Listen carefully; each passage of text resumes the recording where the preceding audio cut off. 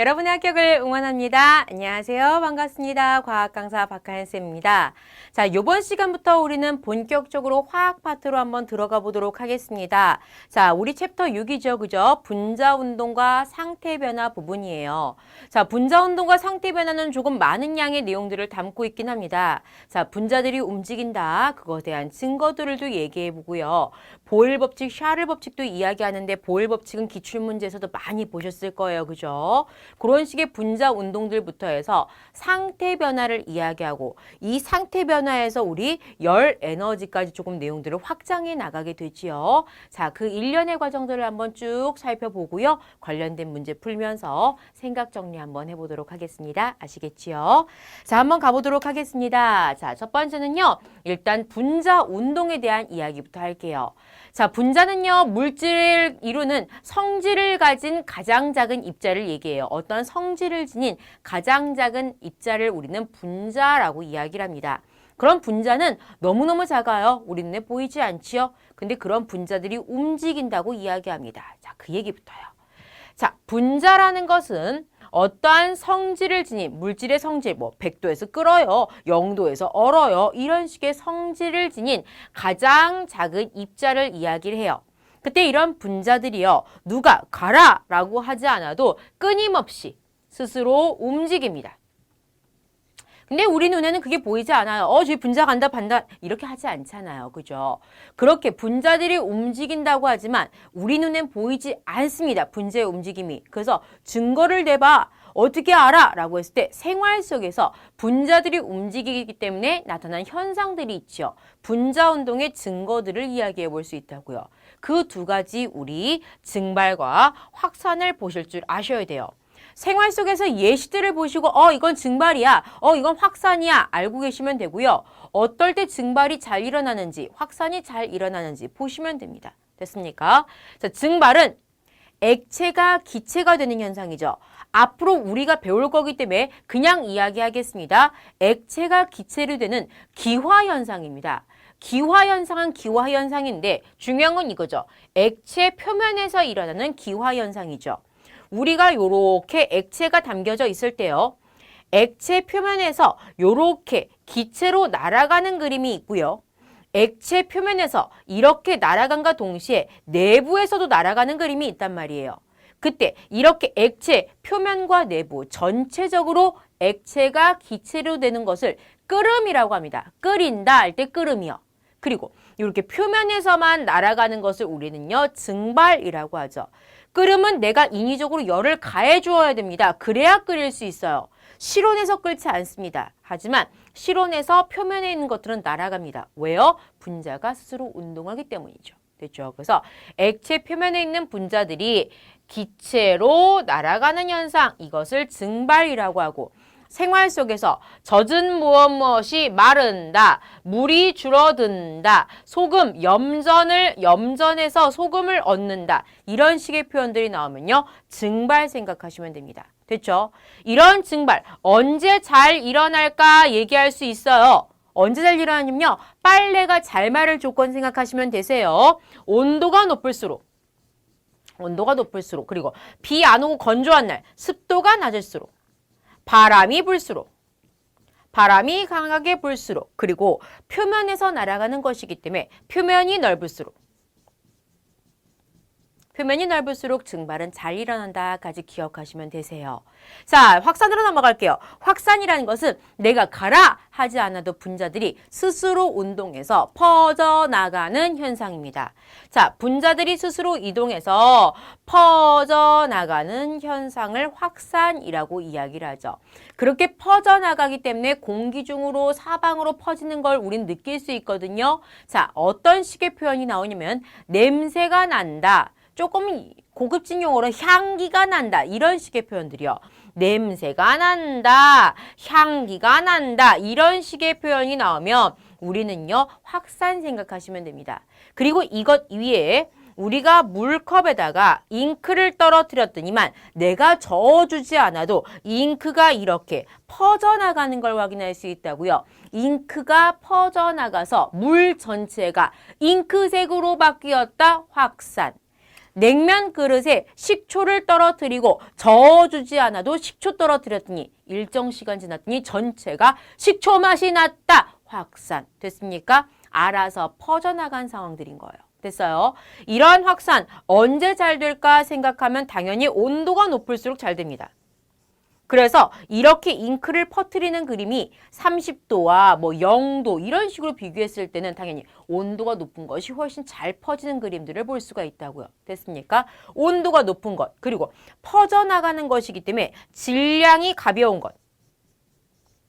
가벼운 애들이 훨씬 더 빨리 나갈 수가 있습니다. 그리고 퍼져나가는 공간을 보았을 때 진공 상태는 방해하는 것이 없기 때문에 퍼져나기가 쉬워요. 그래서 진공 상태, 기체, 액체 이런 식으로 퍼져나가기가 쉽습니다. 됐어요. 그리고 분자 운동이 활발한 기체 분자가 활발하게 퍼져나가겠죠. 그래서 어떨 때 잘 확산되는지, 어떨 때 잘 증발되는지 이런 식의 개념까지 공부하시면서 증발과 확산 나오시면 분자운동 생각하시면 되시겠습니다. 됐죠? 오케이. 자, 이제 우리 압력을 볼게요. 이 압력은 기체의 압력을 이야기하기 위해서 미리 나오는 이야기입니다. 압력은 일정한 넓이에 수직으로 작용하는 힘의 크기입니다. 그때 단순한 힘이 아니라 뭐예요? 일정한 넓이, 한마디로 단위 면적당 작용하는 힘의 크기를 얘기해요. 자, 10N의 힘이 있습니다. 자, 8N의 힘이 있습니다. 두 개의 면적을 누르고 있고요. 하나의 면적을 누르고 있습니다. 어떤 게 압력이 더 큽니까? 라고 물어본다면 단순히 10하고 8하고 10이 더 크지라고 하시면 안 된다는 소리예요. 우리는 일정한 넓이, 하나의 넓이에 얼만큼이 힘이 작용하는지가 궁금한 거예요. 그럼 여기는 두 개의 넓이에 8이라는 힘이 작용하고 있지요. 따라서 하나의 넓이에는요, 4라는 힘이 작용하겠죠. 이게 바로 압력이에요. 압력 어떻게 계산했습니까? 넓이로, 여긴 넓이고, 여긴 힘이죠. 그죠? 힘을 넓이로 나눈 상황이라고요. 됐습니까? 혹은 힘을 제곱 센티미터도 되겠죠. 넓이로 나눈 상황이 된다고요. 이게 바로 압력을 구하는 방식입니다. 압력은 면적을 가지고 뭘 나누면 됩니까? 힘을 나눠주면 되겠죠. 면적분의 힘이다 라고 보시면 됩니다. 됐어요. 그래서 압력은 면적분의 힘이라는 거 기억하시면 되고요. 당연히 그렇다면 압력은 면적분의 힘이에요. 이렇게 쓸게요. 압력은 면적분의 힘이에요. 자, 따라서 단위가 이렇게 되는 것이고요. 자, 면적이 똑같다면, 동일한 면적이라고 한다면 둘의 관계는 무슨 관계면 비례 관계가 되는 거예요. 그래서 힘이 크면 당연히 압력이 커져요. 이건 뭐 쉽게 생각할 수 있죠. 자, 그러면 똑같은 힘을 가해 봅시다. 그때요, 둘의 관계는 무슨 관계냐면 반비례 관계입니다. 이 말의 뜻은 면적이 크면 압력이 작고요. 면적이 작으면 압력이 큽니다. 그래서 이것을 우리가 생활 속에서 어떻게 얘기할 수 있느냐? 면적이 작아요. 이걸 뾰족해요 라고 얘기하죠. 뾰족한 걸로 찌르면 아파요. 왜요? 압력이 크게 작용하기 때문에. 그 생활 속에서 뾰족하게 만든 것들은 압력을 크게 만든 경우가 되는 거예요. 넓적하게 만든 것들은 압력을 작게 만든 겁니다. 이것을 조금 더 파고 들어가면 뾰족한 건 압력이 커요. 왜요? 면적이 작으니까. 넓적한 거는 압력이 작아요. 왜요? 그 면적이 크니까. 이런 식의 개념들을 같이 연결해 생각할 수 있으시면 됩니다. 그래서 여긴 단순히 압력에 대한 이야기만 나왔지만 압력의 공식이 어떤 식으로 연결되는지, 그리고 이것이 생활 속에 어떤 식으로 적용이 되는지 예시까지 볼 줄 아시면 되세요. 이렇게 압력에 대한 이야기를 한 후 압력들을 기체의 압력으로 확장시킬게요. 사실 압력이라는 것은 넓이에 수직으로 작용하는 힘이지만 기체라는 것은 자유롭게 움직이기 때문에 수직만을 꾹 누르지 않는다고요. 기체의 압력은 모든 방향에 작용하게 됩니다. 그때 어떻게 작용하느냐? 막 움직이면서 어떤 용기벽이 자꾸 충돌할 거라고요. 자, 그릇, 이렇게 풍선 같은 그릇이 있다고 봅시다. 여기 기체가 들어있다고 한다면 기체들은 끊임없이 운동하면서 분자 운동하면서 용기벽에 뭐 하겠습니까? 충돌하겠죠. 이 충돌에 의해 생기는 힘을 기체의 압력이라고 얘기합니다. 됐어요. 그래서 모든 방향이 같은 크기로 작용하고 충돌이 많으면 압력이 커집니다라고 얘기할 수 있는 거예요. 왜요? 충돌에 의해 발생하는 것을 기체의 압력이라고 하니까. 됐죠? 그래서 이러한 기체의 압력의 의미까지 떠올리실 줄 아시면 됩니다. 자, 이제요. 기체의 압력에 대한 이야기를 알았으니 그 기체의 압력을 가지고 우리가 이제는 법칙들을 한번 생각을 해볼 수가 있을 거예요. 자, 압력에 따른 기체의 부피 변화부터 볼게요. 자, 압력에 따른 기체 부피 변화. 자, 보일 법칙 나오죠. 우리 기출문제에서 엄청나게 자주 나오는 겁니다. 실제로 계산 문제도 나오게 되고요. 이러한 그래프 문제도 나오게 됩니다. 잘 봐두세요. 자, 보일 법칙은 압력과 부피와의 관계를 이야기하고 싶은 거예요. 그래서 기본 조건이 무엇이냐? 온도가 일정하다는 기본 조건을 붙입니다. 아주 중요한 얘기예요. 문제상에서 온도가 일정할 때라는 표현이 나와야 돼요. 됐죠? 온도가 일정할 때 압력과 부피와의 관계를 이야기하는 것이죠. 자, 둘의 관계는 무슨 관계냐면 반비례 관계예요. 반비례의 의미 뭔지 아시죠? 부피하고 압력이 반비례 관계래요. 그 말은 부피가 커지면 압력이 작아져요. 압력이 커지면 부피가 작아져요 라는 말이라고요. 따라서 반비례이기 때문에 반비례 그래프가 성립하게 되지요. 됐습니까? 반비례 그래프가 성립하고 둘을 곱한 값은 항상 일정한 관계가 바로 보일 법칙입니다.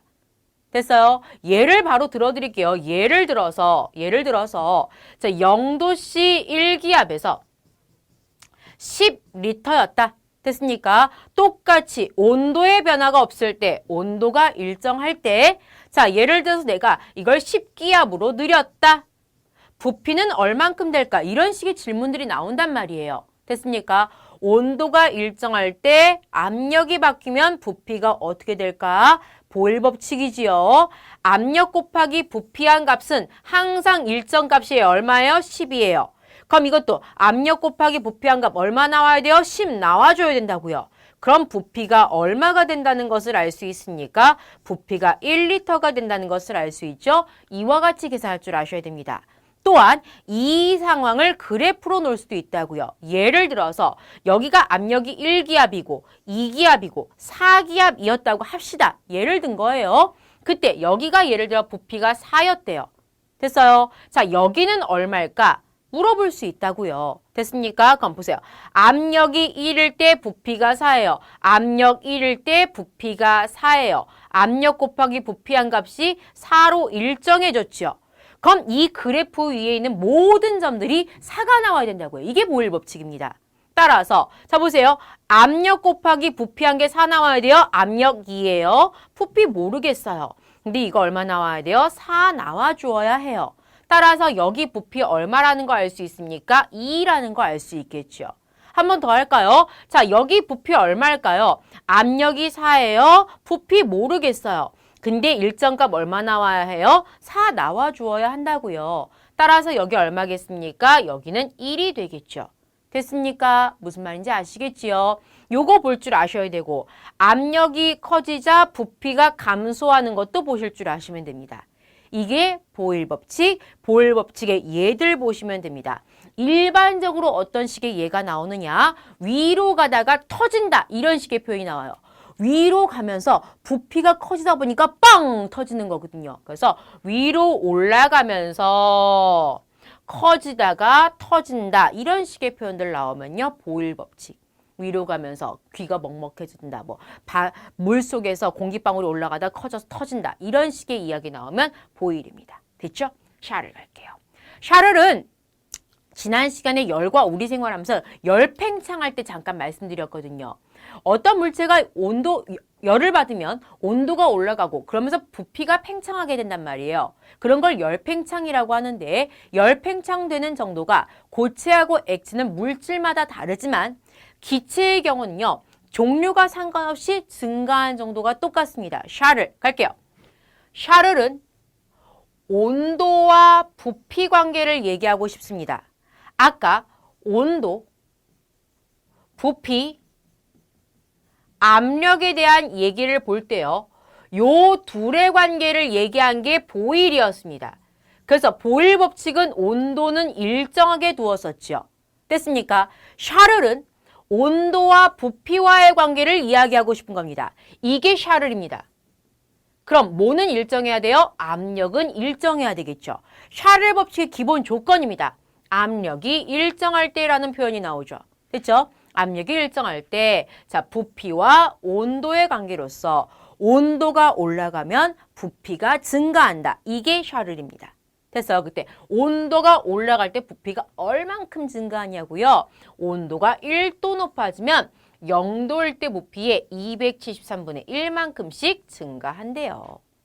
자, 지금 이 상황에서 이 공식이 너무 이해가 안 된다. 그럼요, 그냥 받아들이고 가시는 것도 괜찮으세요. 아시겠죠? 샤를이란 거 단순하게 정리시켜 드릴게요. 샤를은 온도가 올라가면 부피가 증가해. 근데 그게 얼만큼 증가하는지를 수치적으로 얘기한 게 샤를 법칙입니다. 됐어요? 그 수치적으로 정리한 공식이 뭐냐? V는 V0 더하기 V0 곱하기 273분의 1이 되는 거죠. 273분의 T가 되는 거죠. 됐습니까? 그때 이게 뭐냐? 요만큼이 증가량입니다. 그리고 이게 처음량이에요. 이런 거죠. 처음에 0도일 때 이만큼이 있었어요. 이게 0도일 때 부피예요. 근데 온도가 올라갔어요. 그럼 증가하겠죠. 1도 올라가면 273분의 1만큼 증가한대요. 그럼 T도 올라가면요. 273분의 T만큼 증가하겠죠. 그게 이거라고요. 이만큼이 증가한 거예요. 이게 V0 곱하기 273분의 T라고요. 그럼 최종 부피는 이 둘을 더해야 되겠죠? 이게 바로 요게 되는 겁니다. 됐죠? 그래서 샤를 법칙의 공식 형태예요. 그냥 형태 보시고요. 자, 여러분들 샤를 법칙에 대한 예는요. 이렇게 돼요. 그때 예들을 보시면 마치 아까 보일 법칙에서 위로 올라가면 터진다. 위로 올라가는 형태가 나오듯이 샤를 법칙은 여름철, 가열했더니 뜨거운 물 이런 식의 표현들이 나와요. 됐어요. 그래서 여름철 공기 뭐 덜 채운다. 왜? 타이어의 부피가 뺑뺑해지니까. 찌그러진 탁구공에 뜨거운 물 부었더니 팽팽해진다. 이런 식의 이야기들이 나온다고요. 됐죠? 그래서 왜 이런 식의 이야기들이 나오는지 체크하시면 되고요. 잠깐 여러분들 그래프 잠깐 보셔야 돼요. 그래프 잠깐 비교해 드릴게요. 자, 보일 법칙 그래프는요. 이런 식의 그래프입니다. 반비례 그래프예요. 됐죠? 샤를 법칙 그래프는 이렇게 됩니다. 보세요. 온도가 올라가면 부피가 증가해요. 무슨 관계예요? 비례 관계죠. 따라서 비례 그래프를 그리셔야 되는데 자, 요거부터 그릴게요. 자, 부피예요. 온도예요. 이 0도예요. 절대로 기체는 0도에서 부피가 0이 되지 않습니다. 기체의 부피가 0이 되는 온도는 마이너스 273도입니다. 따라서 비례 그래프가 이렇게 돼야 된다고요. 됐습니까? 이렇게 돼야 된다고요. 그때 요런 식의 그래프가 나오면 여러분들 요만큼이 잘리는 거죠. 아이고, 너무 많이 잘랐어. 잘리는 거죠. 따라서 샤를 법칙 그래프는 이렇게 된 걸 고르셔야 됩니다. 됐어요? 이거 고르시면 안 됩니다. 얘하고 얘가 지금 다른 거 아시겠죠? 그죠? 0도일 때 부피가 0이 아니라는 그래프를 고르셔야 된다고요. 됐죠? 그래서 보일 법칙과 샤를 법칙 그래프 보시고 계산 형태 보시고 얘 비교하시면 됩니다. 됐죠? 됐습니다. 자, 이제요. 우리 분자 운동 파트 했어요. 이제 상태 변화 파트로 넘어갈게요. 자, 상태 변화 파트에서는 일단 물질의 3가지 상태가 나오게 됩니다. 뭐 배우지 않고도 우리 자연스럽게 고체, 액체, 기체 자연스럽게 이야기해 오긴 했지만 좀 구체적으로 정확하게 짚어보는 부분이 여기죠. 물질은 고체, 액체, 기체 이렇게 3가지로 나뉘게 됩니다. 그때 이렇게 3가지로 나누는 기준은 이겁니다. 담는 용기에 따라서 모양이 바뀌니 안 바뀌니 담는 용기에 따라서 부피가 바뀌니 바뀌지 않니를 갖고 나누는 거예요. 고체와 액체와 기체를 비교해 볼게요. 담는 그릇에 따라서 고체는 모양이 바뀌지 않습니다. 네모난 지우개를 어떤 그릇에 넣어도 걔는 계속 네모난 지우개거든요. 하지만 우유팩 속에 200ml 우유가 있었는데 컵 모양이 바뀌면 계속 담겨진 모양이 바뀌죠? 모양 바뀝니다. 기체야 뭐 말할 것도 없죠. 풍선 모양에 따라 바뀌지 않습니까? 그래요. 바뀐다고요. 부피요? 고체의 부피, 지우개 부피가 1이었다고 합시다. 담는 그릇에 따라서 부피가 바뀝니까? 아니요. 바뀌지 않습니다. 200ml짜리 우유를요. 컵을 막 바꿔가면서 담궈요. 하지만 200ml가 바뀝니까? 200ml가 갑자기 1리터짜리 우유 됩니까? 아니라고요. 모양은 바뀔 수 있으나 부피 자체는 200ml가 변하지 않지요. 안 변합니다. 하지만 기체요. 요만한 풍선에 담았을 때 이만큼 들어있지만 이 양을 풍선을 큰 걸로 하면 또 큰 거 다 채웁니다. 그죠? 기체는 부피가 바뀝니다. 됐죠? 담는 그릇에 따라서 모양과 부피가 둘 다 변하지 않는 게 고체예요. 이런 애들입니다. 있죠? 모양은 바뀌지만 부피가 바뀌지 않는 거. 그런 게 얘들입니다. 액체입니다. 모양과 부피가 모두 바뀌는 게 기체죠. 됐죠? 그래서 일단 어떤 기준으로 나누는지 그리고 생활 속에 있는 예들 보실 줄 아시면 됩니다. 됐죠? 자, 그때요. 이런 고체, 액체, 기체가 서로 상태가 변합니다. 자, 그것을 상태 변화라고 하죠. 물질의 상태는 고체, 액체, 기체로 서로 변하게 되는 것을 상태 변화라고 한다. 그때 주로 뭐 때문에 변하면요? 온도 때문에 변합니다.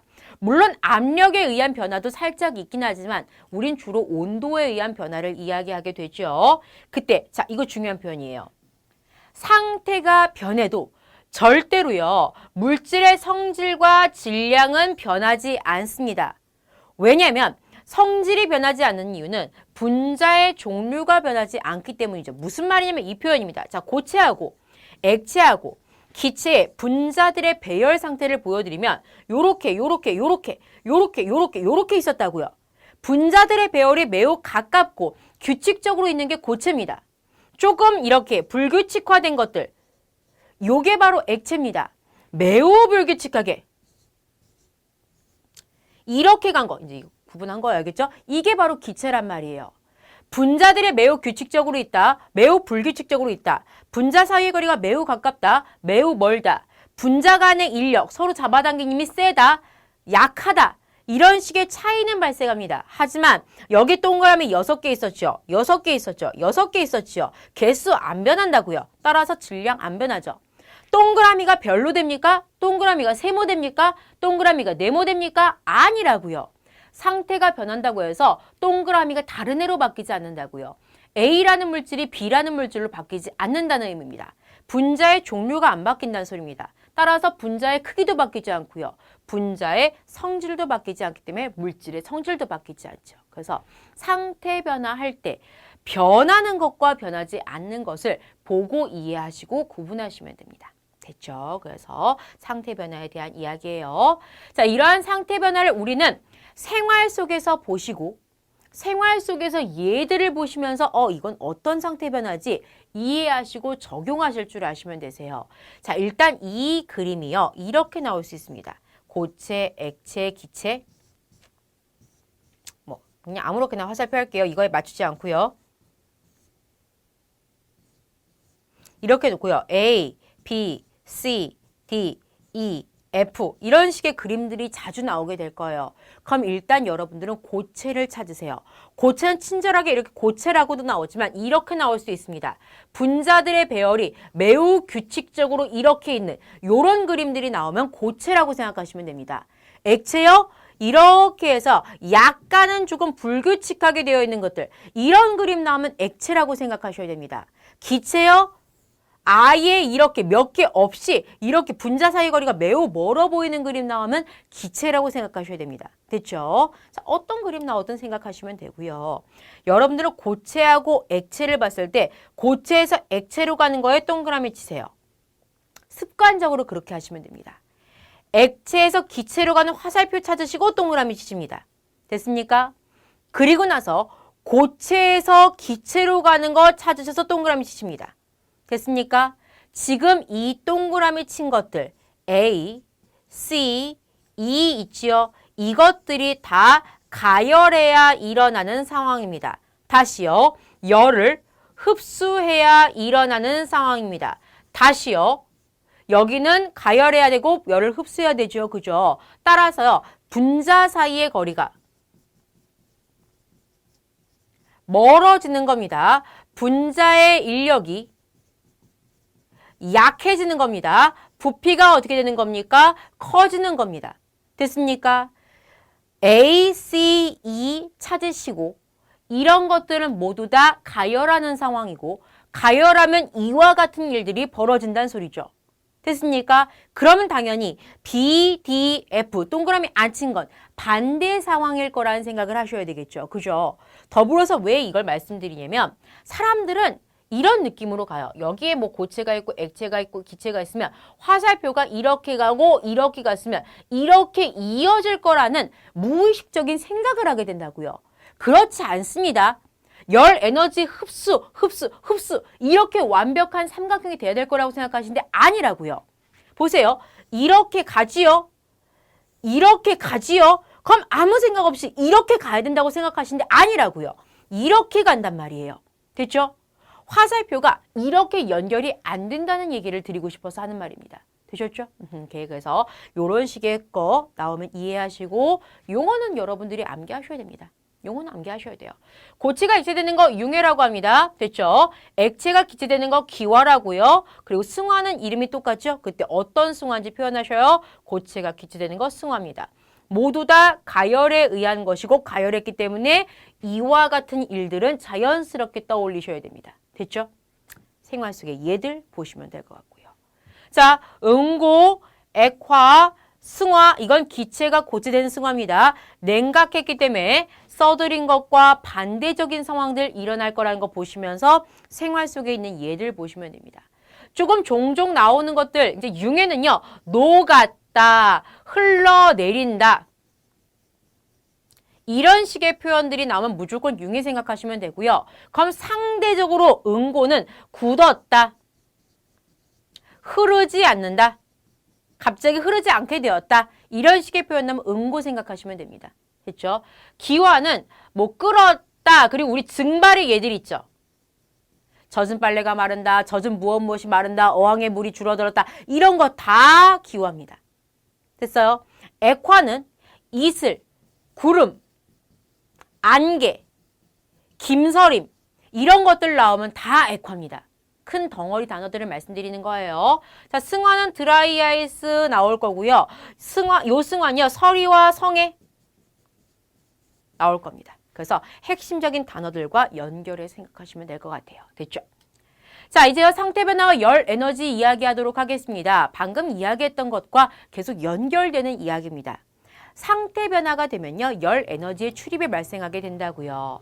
자, 열 에너지라는 것은 열이 갖고 있는 에너지로서 두 가지를 하게 돼요. 온도를 변화시키거나 혹은 상태를 변화시킨다고요.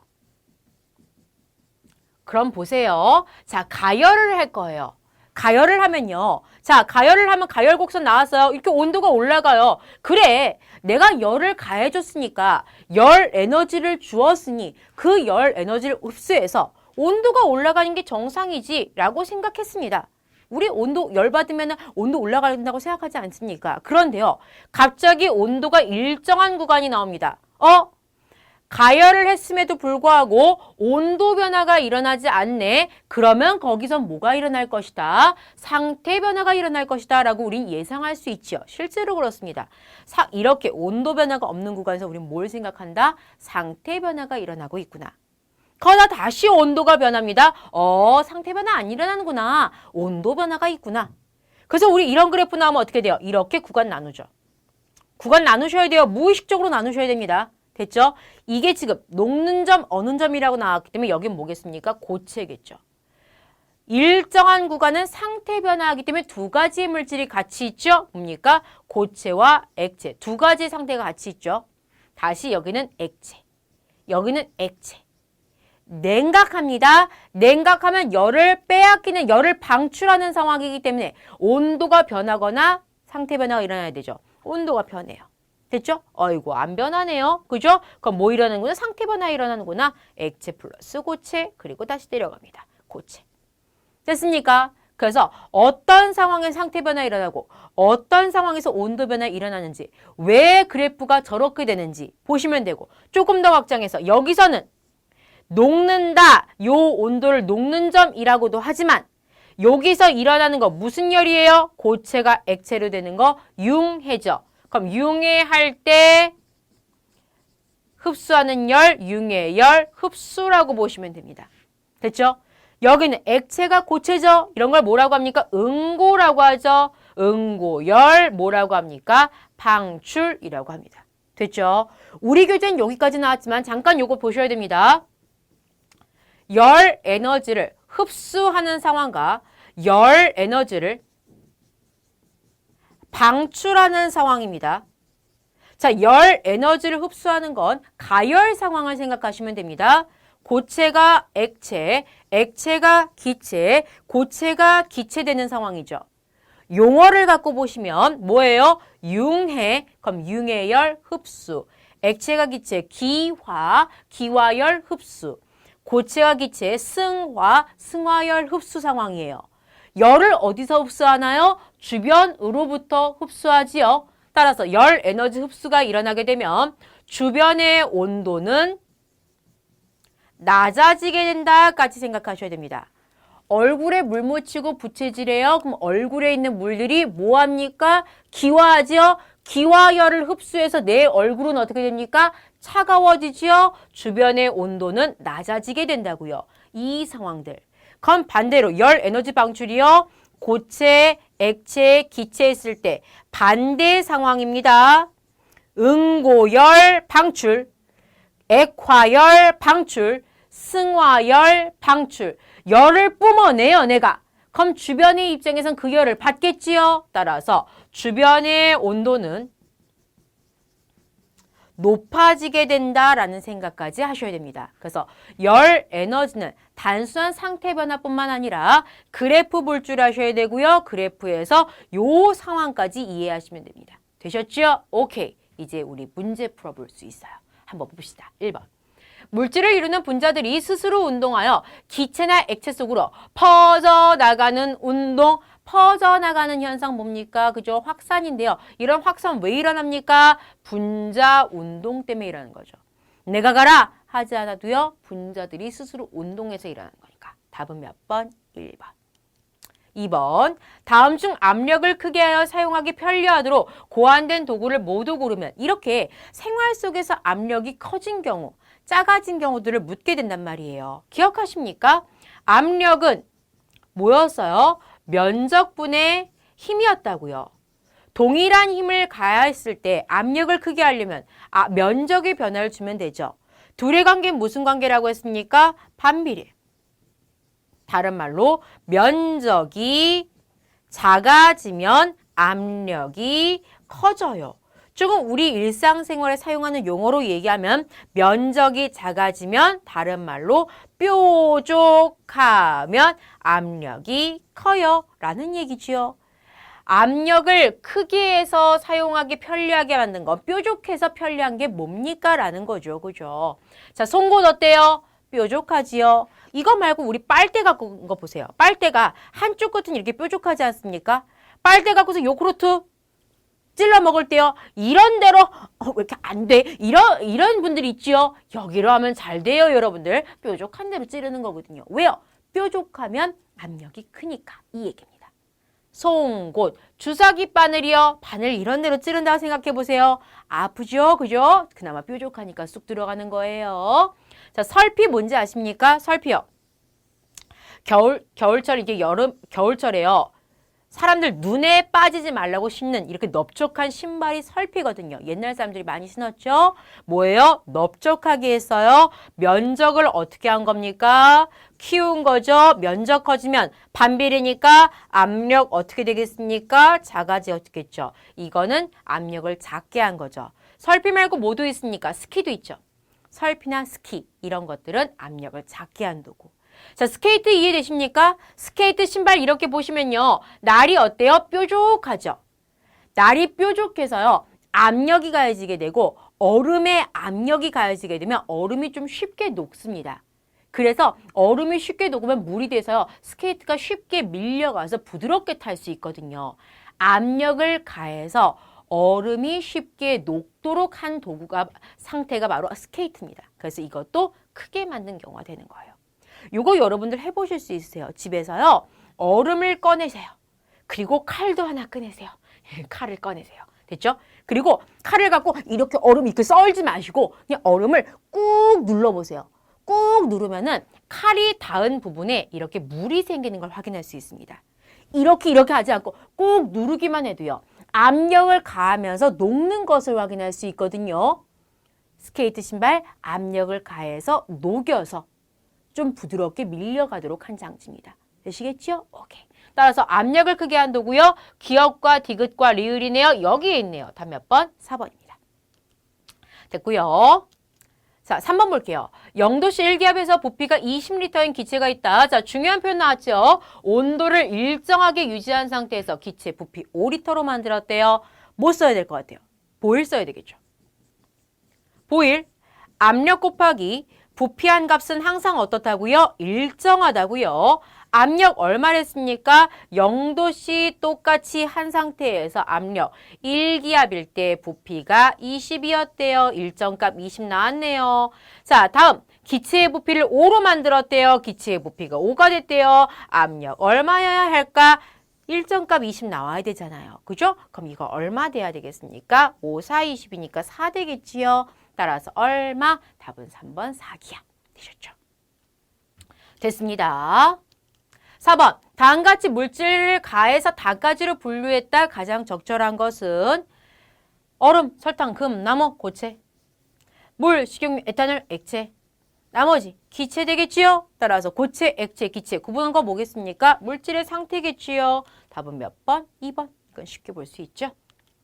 5번, 그림은 어떤 물질의 세 가지 상태를 분자 모형으로 나타낸 것이다. 자, 해당하는 예가 옳게 짝지어진 것은 그림 보시고 이것이 고체인지 액체인지 기체인지 아시라고 그랬죠. 배열이 매우 규칙적인 거. 이게 바로 고체죠. 이 그림을 보고 이렇게 얘기할 수 있는 거예요. 분자 배열이 매우 규칙적이다. 분자 간의 인력이 크다. 분자 사이의 거리가 가깝다. 이런 식의 이야기. 됐죠? 자, 조금씩 바뀌고 있죠. 매우 멀죠, 그죠? 그럼 이 그림을 보고 분자들의 배열이 매우 불규칙적이다. 분자 간의 인력이 작다. 분자 사이의 거리가 멀다. 이런 식의 이야기를 할 수 있는 거예요. 되셨죠? 자, 해당하는 예가 옳게 짝지어진 거. 고체요. 얼음 고체죠. 물 액체죠. 수증기 기체죠. 얼음 고체죠. 자, 여기 액체여야 돼요. 물 액체죠. 기체죠. 고체죠. 기체죠. 이거 기체여야 돼요. 이거 됐네요. 답은 1번. 고체죠. 액체죠. 액체죠. 됐습니까? 답은 1번입니다. 6번. 다음 현상들에서 공통적으로 일어나는 상태 변화는 하고 물었습니다. 자, 풀잎에 이슬이 맺힌다. 대기 중에 수증기가 응결하여 구름을 만든다. 아까 말씀드렸죠. 이슬, 구름, 안개 이런 것들 김이 서린다. 이런 식의 표현들 이거 먹는 김 아닌 거 아시죠? 그죠? 자, 이런 이야기들 나오면 모두 다 뭐냐면요. 액화 현상입니다. 둘 다 수증기가 차가운 표면에 닿아서 물방울로 바뀐 수증기가 물방울로 바뀐 기체가 액체로 바뀐 무슨 현상? 액화라고요. 따라서 답 몇 번입니까? 2번이죠. 조금 생각 확장할게요. 응고 뭐였습니까? 응고. 무슨 상태예요? 액체가 고체예요. 암기하시라고 말씀드리는 거예요. 융이 뭐였습니까? 고체가 액체죠. 승화는 두 가지로 얘기할 수 있습니다. 고체가 기체로 되는 것도 있고요. 기체가 고체로 되는 것도 있죠. 어떤 건지 어떻게 알아요? 답이 승화이려면 문제에서 딱 줍니다. 이건 어떤 승화라고. 그러니까 걱정하실 필요 없으세요. 자, 7번. 다음은 물의 상태 변화를 분자 모형으로 나타낸 것이다. 자, 열 에너지를 흡수하는 과정을 모두 고른 것은 했죠. 자, 그림 보시고 이게 뭐라고 보십니까? 고체죠. 이거 뭡니까? 액체죠. 이거 뭡니까? 기체죠. 고체가 액체로 되는 것 동그라미, 액체가 기체로 되는 것 동그라미, 고체가 기체로 되는 것 동그라미 하시면 되죠. 문제가 조금 수월하게 나온 거예요. 세모로 나오면 조금 헷갈릴 수 있죠. 그죠? 아까 보여드렸던 거예요. 자, 일단 무조건 동그라미 하시고 흡수하는 거 물었으니까 동그라미 한 게 답이죠. A, D, A, B, D. 만약에 방출한 걸 물어봤으면 동그라미 하지 않은 것들을 고르시면 되겠죠. 됐죠? 답은 1번입니다. 자, 8번. 양초를 가열하여 액체 양초를 만들 때 양초의 부피와 질량 변화로 오른 것은 했습니다. 양초를 가열해서 액체로 만들었대요. 그 말은 뭡니까? 고체가 액체로 되었어요. 라는 이야기죠. 고체가 액체로 되게 되면요. 부피는 어떻게 됩니까? 증가하죠. 그죠? 질량은 변합니까? 질량. 그리고 뭐 있습니까? 분자의 크기, 분자의 종류, 물질의 성질. 이런 것들은 뭐하다고요? 변하지 않는다고요. 따라서 일정하지요. 부피는 어떻게 됩니까? 증가해야 되겠지요. 답은 몇 번 되겠습니까? 2번이죠. 자, 여기서 요 상황에 예외가 되는 거 하나만 말씀드릴게요. 얼음과 물의 관계요. 자, 원래 이렇게 될 때 부피 증가해야 돼요. 근데 얼음과 물의 경우만 예외입니다. 얼음이 더 부피가 큽니다. 이건 물의 예외성입니다. 따라서 양초라고 나오는지 물이라고 나오는지는 확인해 보실 필요가 있으세요. 됐죠? 기체 상황에선 변화 똑같습니다. 됐죠? 자, 9번, 10번. 다음 그래프는 어떤 고체 물질을 가열하면서 온도 변화 측정한 것이다. 물음에 답하시오라고 했습니다. 자, 고체가 시작 물질입니다. 시작 물질 보세요. 그럼 여기 고체죠? 여기 뭡니까? 고체하고 액체죠? 여기 뭡니까? 액체죠? 여기 뭡니까? 액체하고 고체죠? 여기 뭡니까? 고체죠? 요 온도 뭡니까? 녹는 점이죠? 요 온도 뭡니까? 어는 점이죠? 됐습니까? 문제. 분자 운동이 가장 활발한 것은 당연히 누구겠습니까? 얘겠죠? 가장 온도를 많이 받은, 열을 많이 받은. 당연히 답은 뭡니까? C. 3번. 그래프 D 구간에서 일어난 상태 변화야. D요. 뭡니까? 액체가 고체되는 거죠? 이걸 뭐라고 한다고요?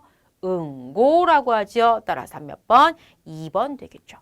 여기서 일어난 상태 변화는 뭡니까?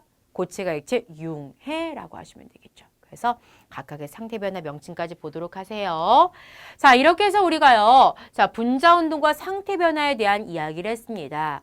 자, 여러분들이 부족하다고 느껴지는 부분들 체크하셨지요? 자, 그 부분들 다시 한번 체크해 보시길 바랍니다. 수고하셨습니다.